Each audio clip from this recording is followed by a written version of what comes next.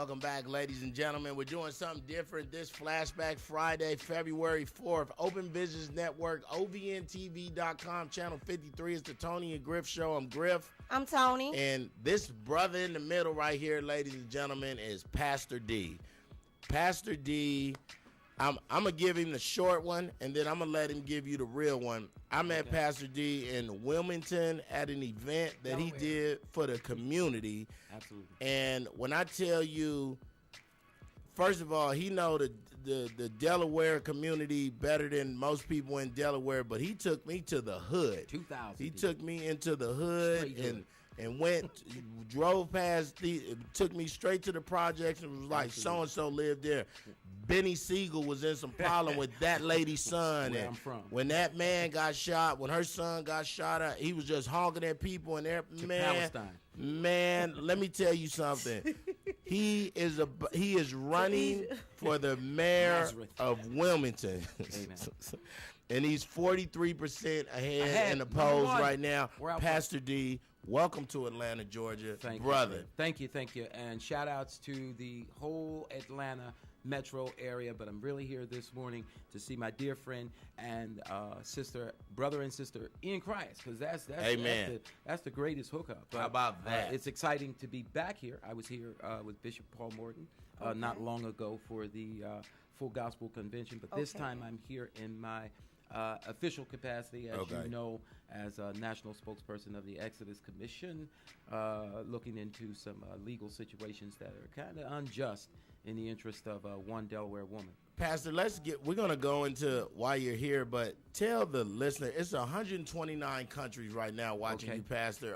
Tell them what you did with Obama and how closely linked you are to our 44th president. Absolutely. First, let me thank God before I do anything else this morning for the greatest blessing of my life in the person of my wife, Michelle Johnson, out there, my boo. I know you're tired, honey. It's early because you've been running through my head all morning. Anyway. That was hot. We're going to make sure you get the DVD, baby. How about that? Shout out, boo. Some time ago, Dr. Bill Cosby, who is my mentor and friend, and Bill Cosby talked about our relationship in detail on the Oprah Winfrey Show. Some time ago, he said he wanted me to meet someone who was then a senator who was impressed with my work in America with respect to inner city crime and violence. And that was then Senator Barack Obama. And while I was in Washington, D.C., addressing the Congressional Black Caucus on strategic plans for the reduction of violence in our inner cities and faith-based initiative, because I am a preacher and a pastor. Yes, sir. Bill Cosby showed up, as he often does, and said, "Come on, Raggedy Brains, we're going to see the man." And we went to see Senator Obama for the first time. Had about 45 minutes FaceTime. We fell in love. I embraced him. He embraced me. I knew at that moment that I was looking at history. And I agreed with him first to train some of his staff in the area of reentry or paths toward full citizenship for formerly incarcerated people.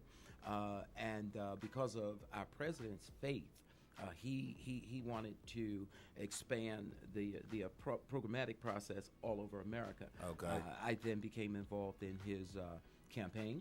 I had the pleasure of training some of his staff, and I had the pleasure of just about leading his campaign in the state of Delaware. I think we did pretty good because the man he was running against in my state is now his vice president. Joe Biden was no small name in Delaware. I was the only African-American preacher who was out front for our now president. So needless to say, since that time, I was the first formerly incarcerated person to be appointed the head of a national commission by a sitting president. So that's a heck of a distinction. I have an executive pardon, and after 12 and a half I know that's right of incarceration and 6.5 years of death row, 1 murder, 5 robbery, 5 kidnap, to move from that to being a national spokesperson or national director of a national commission. Ain't he good? Not to mention pastor of the greatest church in America, Joshua Harvest Church. It's just a blessing, and it's proof that God does save from the guttermost to the uttermost. And our president, I like to refer to him when I speak, when I address crowds, I always refer to him as the Joseph moment.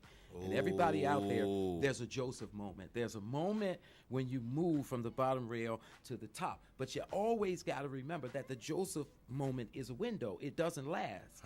If you read the Bible, it says there came a Pharaoh who don't know Joseph. So we got about 4 more years for the Joseph moment. Then there comes a Pharaoh that doesn't know Joseph or know the heart of Joseph. So while Joseph is opening up the storehouse, and while he's making institutional change, and while he's doing things that matter, we need to take advantage of the fact ride that train. Joseph I said we need to ride this Obama train. That's all I'm saying. I said go. make it work for you. You married a smart lady. Man, Pastor. Man, Pastor D, so you executive pardon. I'm still stuck on the executive pardon. Well, we have a full and executive pardon, 87 credits towards a BA in criminal law. I function as the only, in Delaware, we don't have friend of court. We have Form 54. I'm here today to go into the courtroom. So if you have a person that spent his life on death row, read below a 6th grade aptitude level, could not read, could not do basic math, and then you have that same person, and I think I look almost the same. You have that same person now functioning in a leadership capacity in America with real authority. It speaks to the fact that sometimes, and in most cases, the best people to do the job are people who have been there and done that. Yes. The drug addict is the best director of the drug program. How about that? The rehabilitated person is the best program director. Pastor, I am in the military full time, and a lot of people will come to me and say, you know, I want to go OCS. They'll come straight off the street, and I'll say, listen, you in the Guard. The cool thing about it is you can go through both sides of the house, and I say, not to take anything away from your 4 years of college. I say,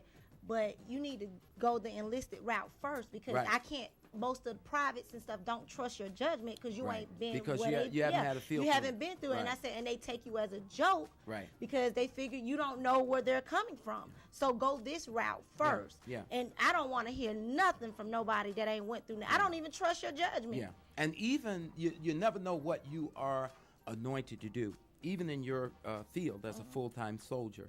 Now, I'm a formerly incarcerated person, but in my official capacity, I've had the pleasure of advocating and articulating the issues that affect you, or the matriculation rate of women and minorities in the United States Armed Forces at the Pentagon.